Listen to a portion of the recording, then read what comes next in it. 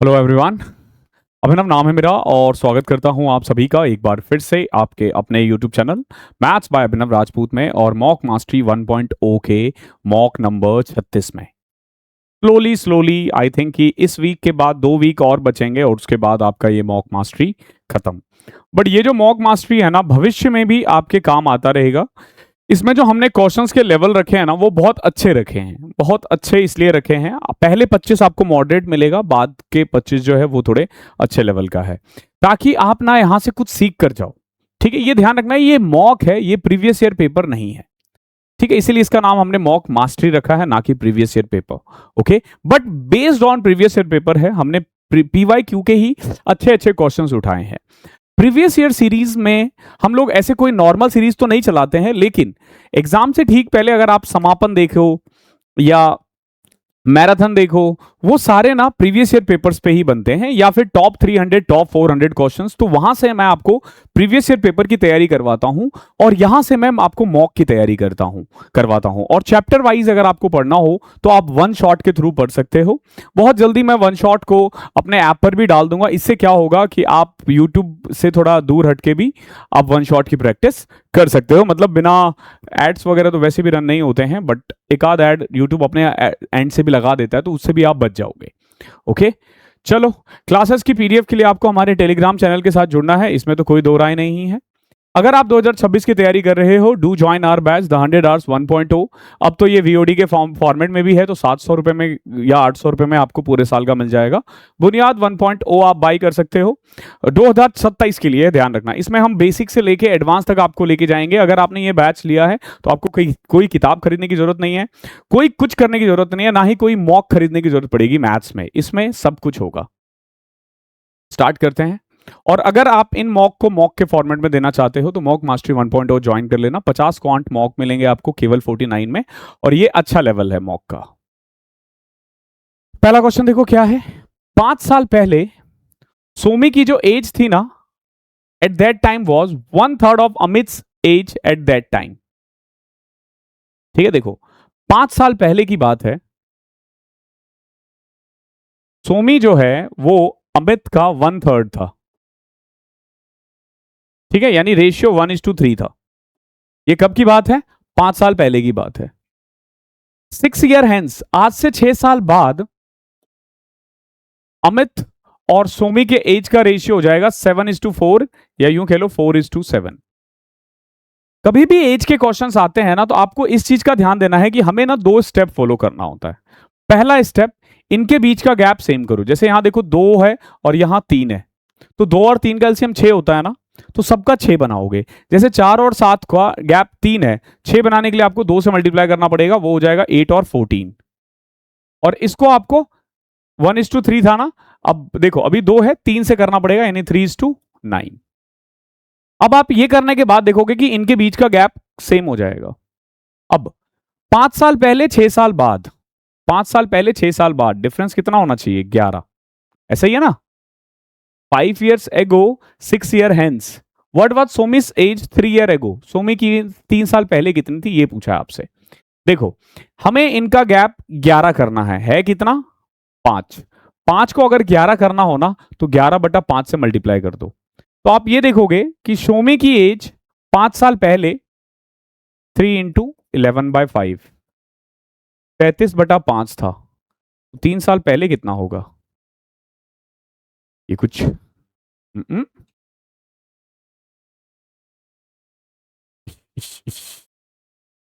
नहीं नहीं, हमने ना थोड़ा गलत रीड कर लिया क्वेश्चन। अमित की age 6 year hence and Somi's age 12 year hence 7:4 है। ये 6 साल पहले नहीं है, तो इसमें ये फॉर्मेट नहीं लगेगा। देखो 5 साल पहले क्या था इनका एज का रेशियो? 1/3 था ना, यानी मान लेते हैं x और 3x है। एक चीज ध्यान रखना, जैसे ही ये अलग अलग दे देगा ना, जैसे यहां 6 साल है, यहां 12 साल है, तो फिर आपको क्वेश्चंस अलग तरीके से रीड करना होगा। फिर आप सीधा डिफरेंस से नहीं कर सकते हो। अब देखो, ये जो उम्र है ना, ये 5 साल पहले की है, तो प्रेजेंट एज इसकी x+5 होगी और अमित की 3x+5 होगी। अभी देखो ये क्या कह रहा है, अमित की एज 6 साल बाद 3x+11 और सोमी की एज 12 साल बाद x+17। कितना होगा 7:4 या यूं कह लो 4:7। कर दो cross multiply. 7x 119 12x plus 44 उधर ले आओगे 5x 75 x की वैल्यू 15 आ गई। ठीक है, ठीक है ना, x की वैल्यू 15 आ गई। ध्यान रखना 15 5 साल पहले था, तो प्रेजेंट एज जो है ना वो 20 है। आपसे 3 साल पहले का पूछा तो 3 साल पहले 17 होगा। अच्छा क्वेश्चन था, इसको आप बेसिक से ही कर पाओगे। सेकंड क्वेश्चन देखो, एक ट्राइंगल है हमारे पास पी क्यू आर, एक ट्राइंगल है हमारे पास P Q R, Q S perpendicular है पी आर पे, R T is perpendicular to P Q. देखो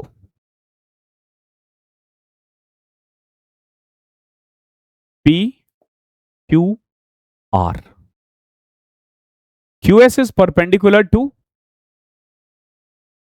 P R, R T is perpendicular to P Q, और ये दोनों एक दूसरे को ओ पे कट कर रहे हैं। ध्यान रखना ओ ऑर्थो सेंटर है, ओ क्या है, ऑर्थो सेंटर है।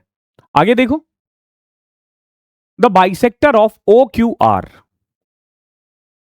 और ओ आर क्यू मिल रहा है एम पर। आपके पास क्यू पी आर दे रखा है, पूछा है क्यू एम आर कितना होगा। आसान क्वेश्चन है ये तो। देखो कैसे करोगे आप, क्योंकि ये 56 है तो ये 114 होगा। ऑर्थो सेंटर और वर्टिसेस, अपोजिट वर्टिसेस जो होता है, इन दोनों का सम 180 होता है। ठीक है, 56 4 60 सॉरी 124, और ये कितना हो जाएगा, एंगल बाइसेक्टर है ना, तो एंगल बाइसेक्टर क्या हो जाता है 90 प्लस में इसका हाफ 152। अच्छा क्वेश्चन है। थर्ड देखो, how many numbers between 500 and 1000 are divisible by 13। 500 और 1000 के बीच में कितने ऐसे नंबर है जो 13 के टेबल में आते हैं। ये भी आसान है करना, पता है कैसे करते हैं। देखो पहले देखो कि 1000 तक 13 के नंबर कितने हैं, पॉइंट में रखना, पॉइंट से ठीक पहले आ जाना, मतलब पॉइंट पे मत जाना, पहले जो इंटीजर होगा। जैसे देखो 13 7 जा 91, फिर बचा 90 ना। अब आप 91 ना जाके 13 6 जा 78 कर दो, तो टिल 1000, टिल 1000 कितना है 76। अब टिल 500 कितना होगा 13 या 39 111,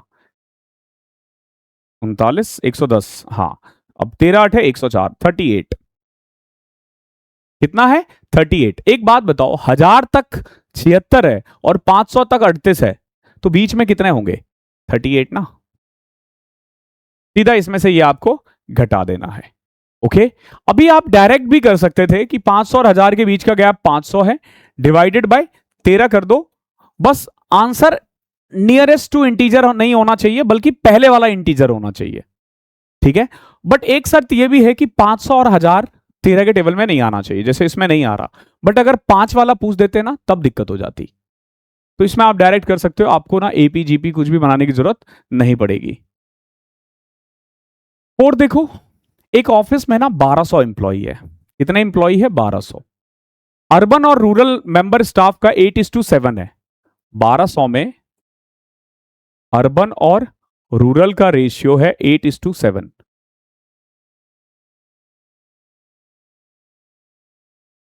8 7 15 डिवाइड करोगे 8, 640 और 560। आगे देखो, after joining some new employee, कुछ नए एम्प्लॉय के ज्वाइन होने से, जिसमें से 20 रूरल है, यानी रूरल कितना बढ़ा 20,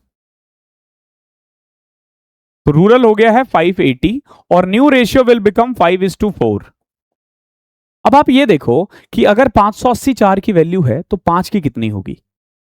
580 अगर 4 की वैल्यू है तो 5 की कितनी होगी, तो इसको 4 से कट करोगे ना, 145 आएगा।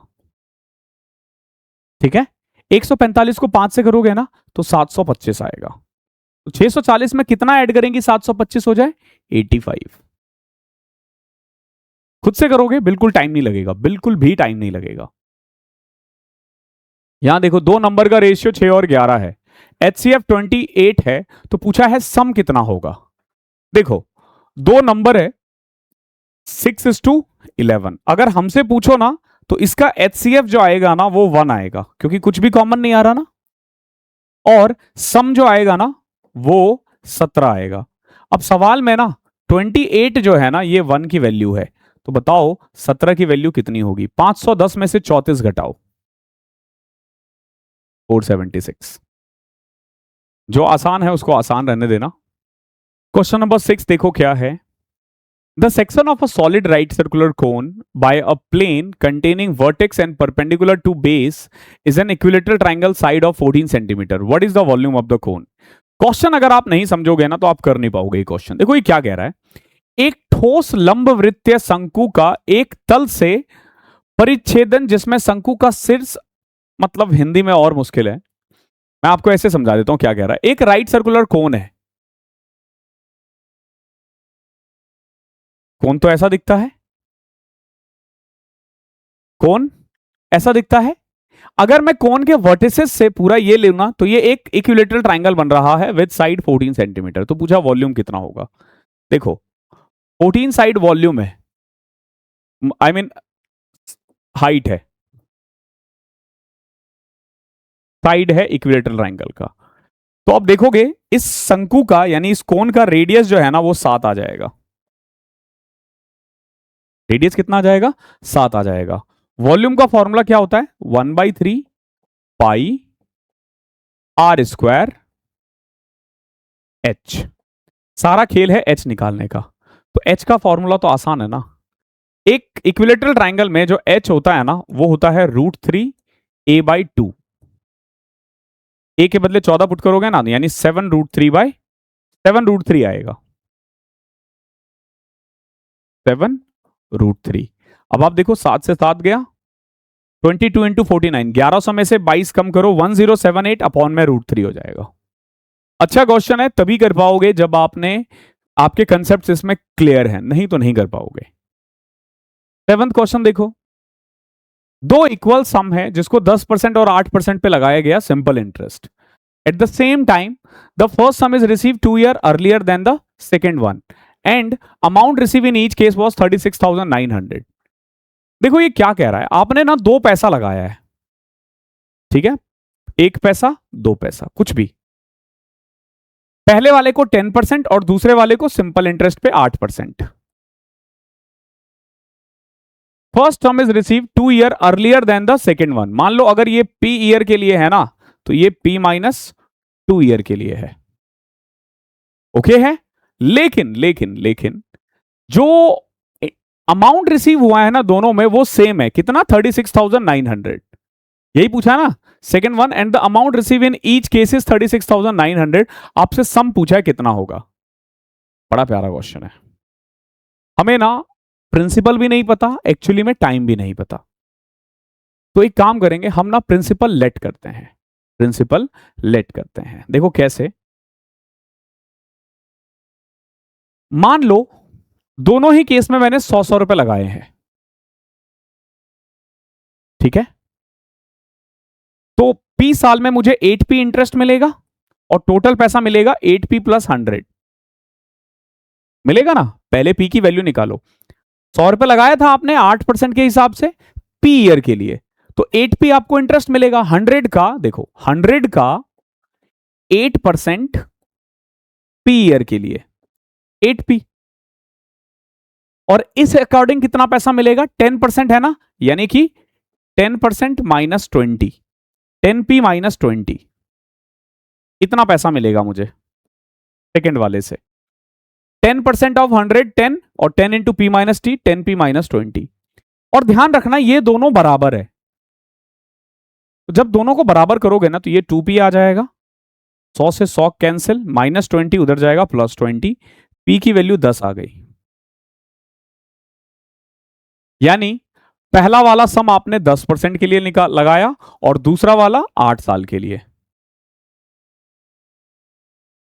अब तो आसान है ना, अब तो आसान है भाई। 100 रुपए लगाए 8 साल बाद आपको 180 मिलेगा, तो ये जो 36,900 है ना 36,900, ये एक्चुअल जो प्रिंसिपल है ना उसका 180% है, तो 100% कितना होगा? देखो 0 से 0, 9 से कट किया 4 1, 9 चौके 36, 1 2 0, हाँ 2, इस जीरो को इधर, 41,000 बटे में 2, 20,500। आसान क्वेश्चन समझने की गुस्ताखी मत करना, क्वेश्चन आसान नहीं है, बढ़िया क्वेश्चन है। क्वेश्चन नंबर 8 देखो, एक रिटेलर है, उसने एक डिस्काउंट अनाउंस किया है 30% for selling an air conditioner marked at ₹92,000। एक रिटेलर ने एक डिस्काउंट दिया है कितने का? 30% for selling an air conditioner marked at ₹92,000, ठीक है, 92,000। The cost price of the air conditioner is 70% below the mark price. जो कॉस्ट प्राइस है ना एयर कंडीशनर का, वो 70% कम है मार्क प्राइस से। ओके, आगे देखो, he further offer a discount of 20%, उसने फिर से 20% का डिस्काउंट दिया। अगर बायर अपना मेंबरशिप कार्ड दे तो profit of the retailer with the membership card scheme is what percent of the profit of the retailer without the membership card. आपसे ये पूछा है कि प्रॉफिट में कितना डिफरेंस है। देखो, एक रिटेलर ने 92,000 अंकित मूल्य का एक एयर कंडीशनर को बेचने के लिए 30% की छूट की घोषणा करता है। एयर कंडीशनर का क्रय मूल्य अंकित मूल्य से 70% कम है। देखो, इसमें ना हमें 92,000 का कोई काम नहीं है। मान लो कि मार्केट प्राइस जो है ना वो है 100 रुपए, तो कायदे से इसका कॉस्ट प्राइस है 70 रुपए। यही तो बोला है ना कि जो कॉस्ट प्राइस है ना वो 70% बिलो द मार्क प्राइस है। ओके ओके, 70% कम है, फिर तो 30 ही रुपए है। अब आगे देखो, ये दो टाइप का डिस्काउंट दे रहा है। पहले तो 30% डिस्काउंट दे रहा है और फिर 20% अलग से डिस्काउंट दे रहा है अगर आपने मेंबरशिप कार्ड ले लिया तो। जैसे मान लो कोई एक बंदा आया, उसको तो उसने 30% डिस्काउंट पे दे दिया, यानी 70 रुपए पे। लेकिन अगर एक दूसरा बंदा आया ना जो एक मेंबरशिप कार्ड दिखाएगा, तो उसको 20% इस पे और मिलेगा, यानी उसको 56 रुपए ही देना होगा। ये मेंबर्स के लिए, ये बिना मेंबर्स के लिए। तो आप देखोगे बिना मेंबर से ये 40 रुपए कमा रहा है और मेंबर से ये 26 रुपए कमा रहा है, सेम सामान पे। रेशियो हमेशा सेम रहता है। अब क्या पूछा, the profit of the retailer with membership card is what percent of without membership. यानी जो प्रॉफिट हो रहा है ना विद मेंबर, वो विदाउट मेंबर का कितना परसेंट है? तो 26-40 का कितना परसेंट है? 65% है। आसान है। क्वेश्चन नंबर 9 देखो क्या है। एक ट्राइंगल है एबीसी जिसमें ना एंगल सी 90 डिग्री है। एम और एन दो मिड पॉइंट है साइड ए बी और ए सी का। देखो, एक ट्राइंगल है जिसमें ना एंगल सी 90 है, ए बी। एम जो है ना वो ए बी का मिड पॉइंट है और एन जो है वो ए सी का मिड पॉइंट है। ए एम और बी एन इंटरसेक्ट हो रहा है 90 पे, ठीक है। बीसी दे रखा है, पूछा बी एन कितना होगा। अब एक चीज ध्यान रखो, क्योंकि ये मिड पॉइंट है तो ये मीडियन हुआ और काइंड ऑफ ये सेंट्रॉइड हुआ, ठीक है। तो आप इसको कई तरीके से कर सकते हो। कैसे? जैसे सिर्फ हमें ये दे रखा है 9, सिर्फ और सिर्फ ये दे रखा है 9।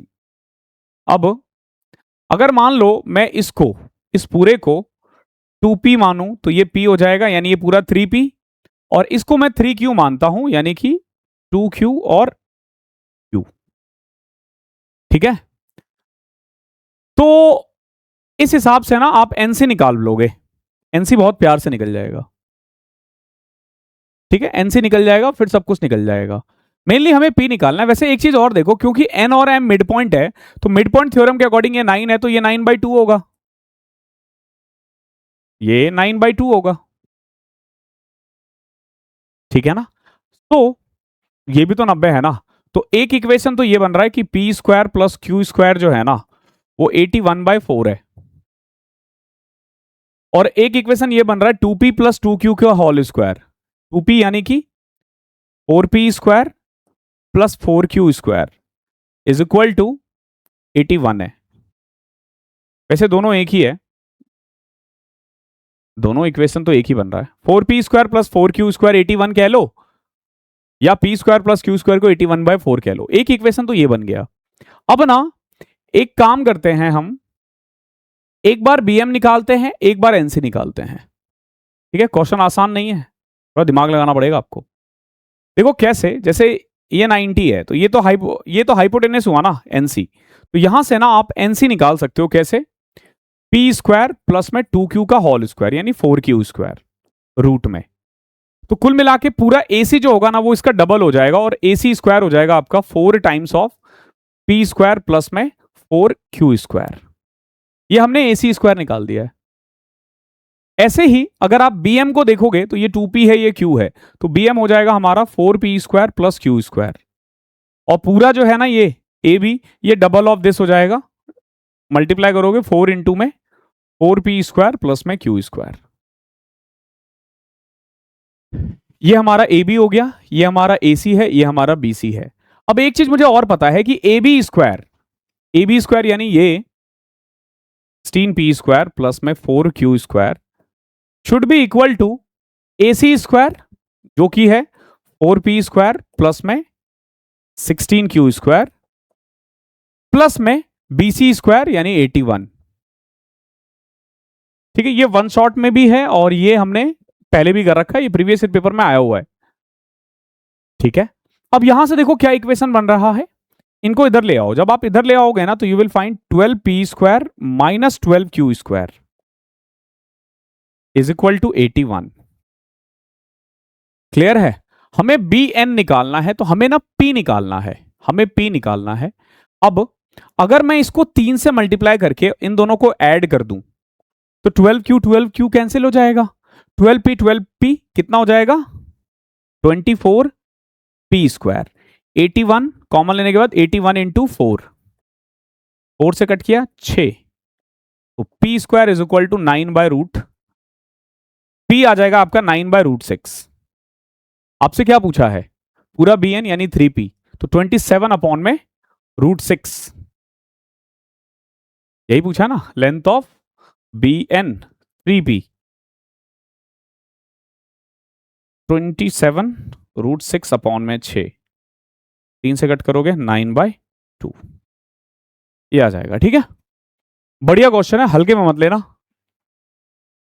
4.5 मिनट लिया मैंने सिखाने में, खुद से करोगे 1 मिनट में हो जाएगा, 1.5 मिनट तो लगेगा वैसे, 1 मिनट ना लगे तो। क्वेश्चन नंबर 10 देखो, the distance between two station Delhi and Amritsar is 450 kilometre. एक ट्रेन स्टार्ट हुआ है 4 बजे दिल्ली से और वो अमृतसर जा रहा है 60 की स्पीड से। दूसरा ट्रेन अमृतसर से निकला है 3:20 पे और वो दिल्ली जा रहा है 80 की स्पीड से। देखो, एक निकला 4 बजे, एक निकला 3:20, यानी ये 40 मिनट ऑलरेडी चल चुका होगा 80 की स्पीड से। ठीक है, यानी 2/3 आप देखोगे 80 का 2/3 160/3 किलोमीटर ऑलरेडी चल चुका है। ओके, अब how far from Delhi will these two train meet and at what time, कितने बजे मिलेंगे और कितना दूर मिलेंगे। अब देखो इतना ऑलरेडी चल चुका है 450 में से, तो 450 में से ये घटाना पड़ेगा आपको, ये घटाना पड़ेगा, कितना आएगा 450 माइनस 160/3 1350, यानी 1090/3। ओके, 1350 ना 1190 आएगा, 1190/3 और चलना है और दोनों एक दूसरे की तरफ चलेंगे ना, तो इनका स्पीड होगा 80 और 60 140। तो इतनी देर में ये लोग मिल जाएंगे एक दूसरे से। 14 से कट रहा है, 7 एकम 7, 7 7 49, 6 17/6 आवर्स, यानी कि 25/6 आवर्स, 2 घंटे 50 मिनट बाद ये लोग मिल जाएंगे।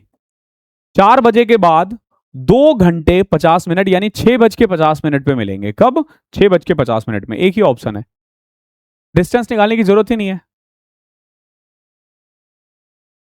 11वां देखो, द सेकेंड और 8th टर्म एपी का दे रखा है 17 और -1, पूछा 14th टर्म कितना होगा। देखो, सेकेंड टर्म यानी a plus D, 17। 8th term a plus 7d -1। इसमें से ये जब घटाओगे ना तो -6d 18 आ जाएगा। d की वैल्यू -3 आ गई, पुट करोगे a की वैल्यू 20 आ जाएगी। ठीक है, आपसे क्या पूछा है? 14th टर्म ना, 14th टर्म मतलब होता है a प्लस 13d। ए हमारा 20 है, 20 में से 39 कम करोगे ना तो -19 आएगा। 12वां देखो, किसी काम को करने के लिए ना B would take time thrice as long as A and C together and C twice as long as A and B together. The three men together complete the work in 10 days. The time taken by A to complete the work separately. पूछा A को अकेला करने में कितना time लगेगा। देखो, एक काम है जिसे करने में ना B A प्लस सी से 3 गुना ज्यादा समय ले रहा है, तो ये एफिशिएंसी का रेशियो होगा, ध्यान रखना। उल्टा कर दो, 1/3 है ना, अगर 1/3 टाइम ले रहा है दैट मीन्स की जो एफिशिएंसी है वो 3 गुना होगा। तो बी अगर एक काम करता है, ए प्लस सी 3 काम करता है। फिर से कह रहा है कि सी जो है ना वो ए और बी से दुगना समय लेता है।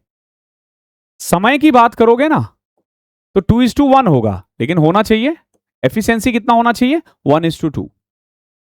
अभी देखोगे यहां ना हमारा रेशियो आ गया है, तो ये चीज मैंने आपको रेशियो में पढ़ा रखा है, ये चीज मैंने रेशियो में पढ़ाया हुआ है। देखो कैसे, यहां देखोगे बी 1 है, ए प्लस सी 3 है, यानी ए प्लस बी प्लस सी। यहां पे देखोगे तो 4 आ रहा है, यहां ऐड करोगे तो 3 आ रहा है। होना तो नहीं चाहिए ना, तो 4 और 3 का एलसीएम क्या होता है? 12 ना, तो इन सबको 12 बनाओ। कैसे? इनको 3 3 से मल्टीप्लाई करके, 3 और 9, इसको 4 से मल्टीप्लाई करना पड़ेगा ताकि इनका जो सम है ना वो बराबर आ जाए। अब आप देखोगे कि बी एक दिन में 3 काम कर रहा है, सी एक दिन में 4 काम कर रहा है और ए एक दिन में 5 काम कर रहा है। तीनों मिलकर एक दिन में 12 काम कर रहे हैं। ठीक है, तीनों मिलकर एक दिन में 12 काम कर रहे हैं। अब मिलकर इन्हें 10 दिन लगता है, यानी टोटल काम 120 हुआ। अब सी अगर अकेला करेगा ना तो एक दिन में 5 काम करेगा, यानी 24 दिन। बढ़िया सवाल है, हर क्वेश्चन लाजवाब है इसमें, एक दो नहीं, हर क्वेश्चन बहुत लाजवाब है। एक सिलेंड्रिकल बकेट है जिसका रेडियस है 21 सेंटीमीटर और हाइट है 24 सेंटीमीटर, पूरा पानी से भरा हुआ है। इस पानी को ना एक रेक्टेंगुलर टब में डालना है, यानी क्यूबॉइड टब में, जिसका लेंथ दे रखा है, ब्रेथ निकालना है और हाइट दे रखा है 12। देखो तो इसका जो वॉल्यूम होना चाहिए ना वो ये होना चाहिए 66 into x into 12। This should be equal to volume of cylinder. Volume of cylinder है हमारा पाई आर स्क्वायर एच। कर दो, हाइट आ जाएगा यहां से। ठीक है, देखो 7 से कट किया 3, 22 दिया 66, 12 से कट किया 2, 21 दूनी 42। एक लाइन का क्वेश्चन था ये तो। एक रेस्टोरेंट है, एक customer got 10% happy hour discount but paid 2.5% CGST and 2.5% SGST, central GST और स्टेट जीएसटी 2.5%, यानी total 5%. Had he got 200 as discount and then paid the sales tax, he would have paid 42 more. What was the price of the meal before discount? देखो ये क्या कह रहा है,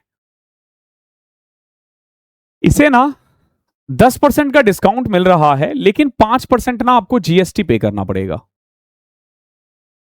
5% आपको GST पे करना पड़ेगा.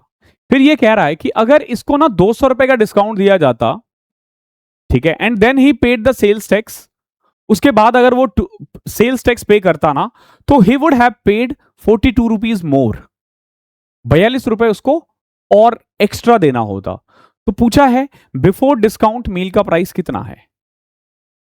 ठीक है, देखो सिंपल सी बात है, जो डिस्काउंट के बाद जो बिल आएगा ना उस पे आपको 5% जीएसटी देनी है टोटल. ठीक है, फॉर एग्जांपल जैसे अगर आप मान लो 100 रुपए का सामान लेते हो ना, तो पहले आपको 10% डिस्काउंट मिलेगा यानी 90, अब इस पे आप 5% यानी 4.5 रुपए जीएसटी पे कर रहे हो और टोटल आप 94.5 पे कर रहे हो. ठीक है, तो एक ऑप्शन तो ये था कि 10% ले लो और फिर जीएसटी पे करो, और एक ऑप्शन था कि 200 रुपए का डिस्काउंट ले लो, लेकिन 200 रुपए के डिस्काउंट लेने पे ना आपको 42 रुपए एक्स्ट्रा पे करना पड़ता। ठीक है, यानी जो एक्चुअली में बनना चाहिए ना उससे 42 रुपए एक्स्ट्रा। ये क्वेश्चन देखो कैसे करोगे, एक्स वाई जेड ना कई बार आपको लेना पड़ता है, चाहो ना चाहो। ठीक है, देखो मान लेते हैं कि बिल बिफोर 100p है, या 200p, कुछ भी ले सकते हो। 200p ले लेते हैं। इसका मेन कारण क्या है, हमें 5% ऐड करना है। केस वन में आप क्या करते हो, 10% का डिस्काउंट ले लेते हो यानी 180p, और फिर उस पर आपको 5%, 180 का 5% निकालना आसान है, 9p, यानी आप कितना पे कर रहे हो, 189p। ये केस वन है। दूसरे केस में आपके साथ क्या हो रहा है, केस टू में 200p का बिल था, आपको 200 रुपए डिस्काउंट मिल गया है, लेकिन अब आपको इस पे टैक्स देना है। इस पे आपको टैक्स देना है। कितना टैक्स दोगे, 5%। तो 200p का 5%, 10p, और माइनस 200 का 10, इतना पे करना पड़ता है, यानी कि 210p माइनस 210। ये वाला जो अमाउंट है ना, इस वाले अमाउंट से 42 रुपए ज्यादा है। इसका डिफरेंस एक्चुअली में कितना आ रहा है, आप देखोगे 21p माइनस 210, ये किसकी वैल्यू है, 42 की। 21p जो है ना वो आ जाएगा 252, p की वैल्यू आ जाएगी 21 एकम 21 दूनी 42, p की वैल्यू 12 आ रही है। 12 का मतलब ये हुआ कि जो एक्चुअल बिल था ना वो 2400 का था। ठीक है, मैं तो बोलूंगा आप ना 200 तरीके सीख लो एग्जाम में के लिए ना, 200 तरीके, इनका ये मेथड, उनका वो मेथड, अलग अलग मेथड। एग्जाम में ना तुम यही अप्लाई कर पाओगे। अगर मैं तुम्हें कोई नया मेथड करवा भी दूं ना तो नहीं हो पाएगा। एग्जाम में ना आप वही वाला मेथड अप्लाई कर पाओगे जो आपका बेस है। ये बेस है, इसमें हमने कुछ भी अलग से नहीं किया। खुद से करोगे बहुत ज्यादा टाइम नहीं लगेगा, यहां समझाने के कारण लगा है। अच्छा क्वेश्चन था। आज के क्वेश्चन सारे ही अच्छे हैं, कल वाले इजी थे थोड़े। जो एमआरपी है ना एक प्रोडक्शन का, वो 55% ज्यादा है मैन्युफैक्चरिंग कॉस्ट से। The product is sold through a retailer who earns 23% profit on his purchase price, जो भी वो खरीदता है उस पर 23%।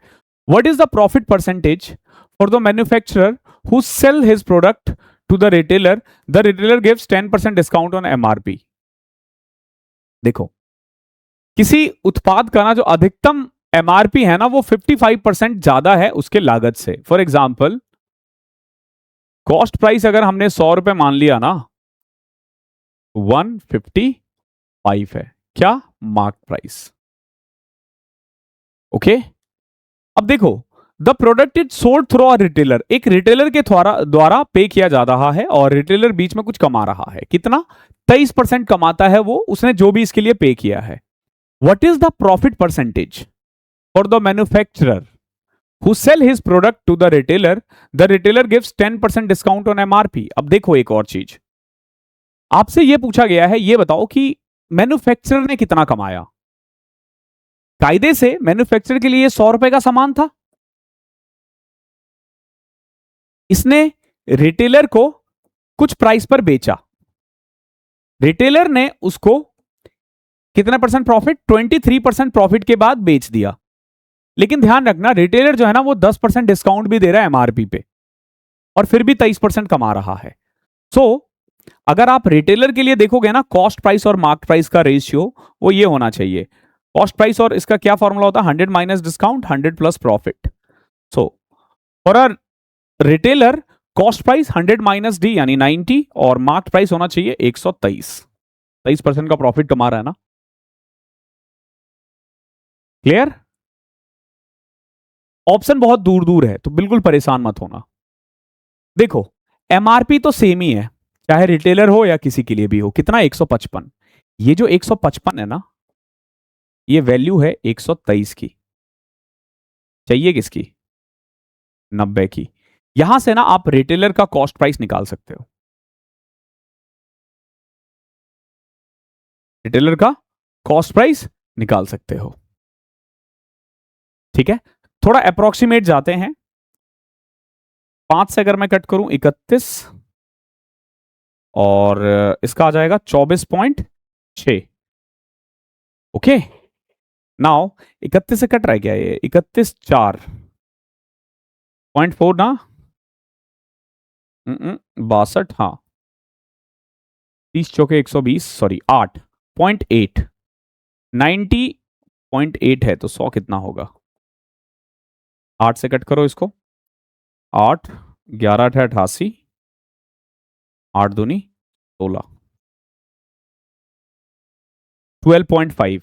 यानी रिटेलर के लिए जो कॉस्ट प्राइस आ रहा है ना, कुछ 112.5 आ रहा है। अगर आप क्लोज जाओगे ना तो कुल 13%, यानी रिटेलर ने ना उसको 113 में खरीदा है, मैन्युफैक्चरिंग ने कितने में बेचा है? 113 में, यानी 13% कमा रहा है।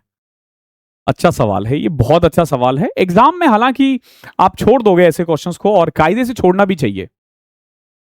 16वां देखो, बोट ए एक 117 किलोमीटर अपस्ट्रीम कवर करता है 9 घंटे में, और boat B 135 kilometre downstream travel करता है सेम टाइम में। देखो, ए का ना जो अपस्ट्रीम स्पीड है ना, 9 एकम 9 9 तिया 27 है, और बी का जो डाउनस्ट्रीम है ना वो है 15 kilometre per hour. If the speed of stream is 2 kilometre per hour, how much more distance will boat A cover downstream than boat B upstream in 30 hours? देखो, ये अपस्ट्रीम है, यानी ए -2, कितना? 13, यानी ए की स्पीड एक्चुअली में 15 है, और ये डाउनस्ट्रीम है, यानी B+2, कितना? 15, यानी बी की एक्चुअल स्पीड जो है ना वो 13 किलोमीटर पर आवर है। क्या पूछा है? How much more distance will A cover downstream than boat B upstream in 30 hours? देखो, बी, अगर मैं अपस्ट्रीम की बात करूं ना बी की, तो बी की अपस्ट्रीम स्पीड हो जाएगी 11, क्योंकि 13 था और बोट की स्पीड 2, और इसकी डाउनस्ट्रीम स्पीड हो जाएगी 17। तो आप देखोगे हर 1 घंटे में ना 6 किलोमीटर एक्स्ट्रा चल रहा है, तो 30 घंटे में 180 किलोमीटर एक्स्ट्रा चलेगा। अच्छा सवाल है, हल्के में मत लेना। 17वां देखो, दो इनलेट पाइप है ए और बी, जो कि एक रिजर्वॉयर को 2.5 और 15 घंटे में भर सकता है, while pipe C can empty the filled reservoir in 7.5 hour. देखो, दो इनलेट पाइप है ए और बी, जो कि 2.5 घंटे और 15 घंटे में भर सकता है, सी इसको 7.5 घंटे में खाली कर सकता है। जब रिजर्वायर खाली था ना तो ए बी सी को ओपन किया गया, बट बी को क्लोज किया गया थोड़ी देर बाद, और उसके कारण 3.5 घंटे लगे रिजर्वायर को भरने में। तो पूछा है बी कितनी देर के लिए भरा गया था? देखो, पहले तो आप इन सबका एलसीएम निकालो, 15, 6, 1 और -2। देखो, टोटल काम 3.5 घंटे चला था। अगर, अब देखो, ए और सी जो है ना, इन्होंने मिलकर 3.5 घंटे काम किया है, और बी ने थोड़ी देर काम किया है। कितनी देर? सारा कहानी उसी का है। अगर 3.5 घंटे चला है, मतलब ए और सी ने तो पूरे काम किया, लेकिन बी ने थोड़ी ही देर काम किया था। अब देखो, ए और सी मिलकर 1 घंटे में 4 लीटर पानी भरेंगे, इसे करोगे तो 14 लीटर, यानी आउट ऑफ दिस 15, 14 लीटर तो इन्होंने भरा है। बी 1 लीटर भर रहा है, और 1 लीटर ही भरना है उसे, और 1 घंटे में वो 1 लीटर ही भर रहा है, यानी कि बी को 1 घंटे बाद बंद कर दिया गया था। अगेन बढ़िया क्वेश्चन है, बहुत बढ़िया क्वेश्चन है। 18th क्वेश्चन देखो, जो रेशियो है ना सेविंग्स और एक्सपेंडिचर का किरण का, वो 7:13 था। The ratio of savings and expenditure of a Kiran is 7:13, and his monthly income is 1,80,000। The savings are divided in the ratio 4:3 between mutual fund and equity. What is the amount of money saved in form of mutual fund? देखो, total था 1.8 लाख, उसमें से saving कितना है? 7/20, ऐसा ही था ना, 7 और 13। अब सेविंग्स को भी 4:3 में डिवाइड किया गया है, म्यूचुअल फंड और इक्विटी, यानी 4/7 म्यूचुअल फंड में, 5 से डिवाइड करो, 36,000। इतने ही जल्दी होना चाहिए एग्जाम में भी। यहां देखो, 4 cos x² 10 स्क्वायर। कॉसेक को क्या लिख सकते हो? कॉसेक को कन्वर्ट करोगे? कॉसेक को ना करके वैसे सेक, हाँ सेक में कन्वर्ट हो जाएगा ये। Sec square 33, sec square minus 10 square 1 होता है।